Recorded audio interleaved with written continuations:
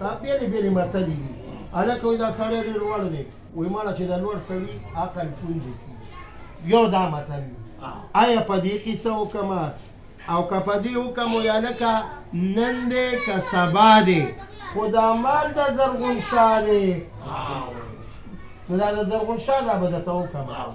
دا درې وروڼه د یو نوم کرامت شاه دی، د بل نوم محمد شاه دی او د بل نوم زرغون شاه دی. نو دا د خان سره پټي کې به کارونه کول، کله به یې بخارې کولې، کله به یې وله لیونه کول. که تاسو دې کلو کې کتلي وي وایي هلکه نن دغه دی حشر کوو. حشر ورته وایي. حشر مطلب دا شو چې دا ټول راجمع شئ، ډوډۍ به وشي، په ډوډۍ باندې به دا کار وشي، پیسې میسې نشته هلکه نن د ده څه حشر کوو، سبا د بل څه کوو، بله ورځ د بل څه کوو. نو دا درې وروڼه چې وو نو دوی داسې کار وکړو چې د یو لوی نواب او خان او سرمایهدار سره نوکران دي، دهقان دي. دهقان هغې ته وایي د آدم علیه السلام کسب هم یاد ساتئ. ګورئ دهقانو، آدم علیه السلام په خپله دهقانو. دهقان ویلی شي زمیندار. آدم علیه السلام به هم زمینداري کوله. نو آدم علیه السلام زمینداري کړې ده. نو زمونږ او تاسو کې بعضې کسان داسې چې زمینداران لکه زرغون شاه. نو دا زرغون شاه کیسه داسې وه چې د دریو وروڼو به کله خرولې والي، کله به شنډۍ والي، ورو ورو به سامان چلولو. خو دا خان دا کور چې و نو دلته کوڅه ده، په دې کوڅه به دا ریړه تلله. نو چې دا ریړه به تلله دا ریړه چې به تلله نو دې به چقارې کوو. پخوا که تاسو خیال کړي د دې ریړو غټ غټ پلونه او دې پلونو کې به څه کې به اوسپنه وه او څه کې به ربړ و. نو دا به داسې چق چق چق چقارې وې. نو خان به راووتو چې یاره دا خو ناوخته ټیم دی، شپه ده او په دې لاره باندې څوک تېرېږي او ریړه هم ورسره ده.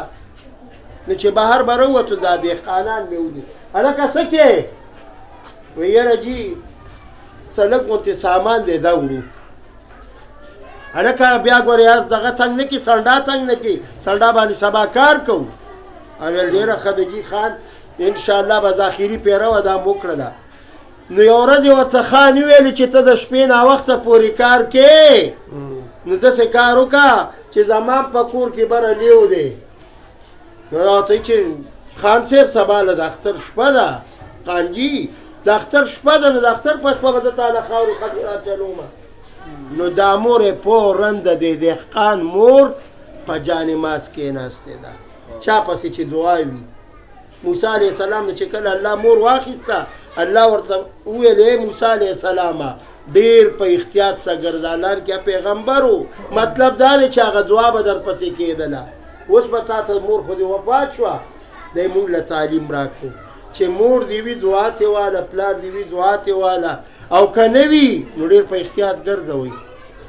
قبر لی ورشه، روضې لی ورشه، دیدار یې کوه. نو دوی د دهقانانو ته حکم داسې وکړو چې ته به سبا له ماښام مونږ له ناوخته پورې خاوره راچلې. نو دا مور یې په جانماز ودرېده، ویل یا الله زما د قدرې بچي دي او دې خان مړه کړل، کارونه پې کوي او دا وګوره د اختر شپه ده سبا ده او دا به زما په بچو کار کوي. دعا یې الله قبلوي. ښه د والدینو دعا څنګه قبلېږي وګورئ. اوس صاحبه دوی خاوره را دغه کوي، په دې خرګاډي کې اچوي، په دې ریړه کې اچوي، د سرو زرو دیګې پکې راووتو. د الله قانون دی دې خاوره کې. ویل داسې کار دی لالا خانم ونیني. نو په دې دیګي باندې دا خو د سرو زرو څادرې مادرې ترې تاو کړې او ریړه کې یې کېښودو. نو دا یو ورور دې بل ته وایي چې خان وایي چې دلته یې واړوه، نو بیا به هم دیګې ښکاري. خو ته به موږ نه لږ مخکې ورشي او دروازه به وټکې، خان به راوځي چې خان دا مونږ دا خاوره کم ځای کې واړو.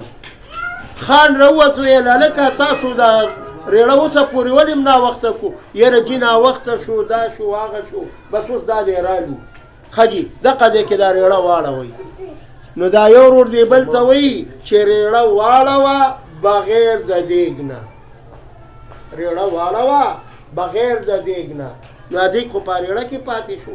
او نوره خاورې تې توی کړه نو دا دیګې کور ته ور دننه کو مور ته وایي مورې مبارک شه الله پاک به اوس مونږ غټ سرمایهدار مونږ نه ګوري ویل څنګه ویل الله پاک د سرو زرو دیګی راکو مور وایي بچیا دا درته ما دعا کړې ده اوس به ستاسو د ټولو نیستي غوسه شي ښه نو دا کرامت شاه چې و نو دې په زړه کې غل شو دې ورور ته چې دا به ماله دې کیسه راکړي او که به رانه کړي دا کیسه د بدنیتۍ پورې ده یو بل ته بدنیتونه صفا ساتئ نو دی د ډېر غم د وجې نه ډاکټرانو له لاړلو هسپتال کې داخل کو هارډ اټیک ورته وشو وفات شو چې وفات شو دی بل وره یې ویل چې هسې نه دی خو د ډېر قیمتي دی او زمونږ هغه یو ورور لاړو ما دی وسې نه دی راله رانه کي خپلو کې لاندې وت چا ورته لاندې وځئ ما نن دی که سبا دی دا مال د زرغون شاه دی دا کشر ورور یادوي یو ورور خې وفات شو هر اټیک وشو دا دوه وروڼه پاتې شو ویل نن دی که سبا دی خو دا مال د زرغون شاه دی تاسو خو خالي متل اورېدلی و چې هلکه نن دی که سبا دی دا مال د زرغون شاه دی د پوره حقیقت نه خو نه وی خبر په دې کې ورځې تېرېدې څه موده پسې دا بل ورور الله پاک وفات کو بس نیټې پوره شوه ټولو خلکو ویلې موږ درته نه ویل چې نن دی که سبا دی دا مال د یعنی دا دیګ د دې زرغون شاه دی دا قصه مې تاسو ته وکړل او تاسو ټولو واورېدل چینل سبسکرایب خو کوي تاسو سبسکرایب کوئ که نه انشاءالله مینهوال ډېر دي ټول به سبسکرایب کوي اوس هغه وخت نه دی انشاءالله اوس هم خالي خبره کوو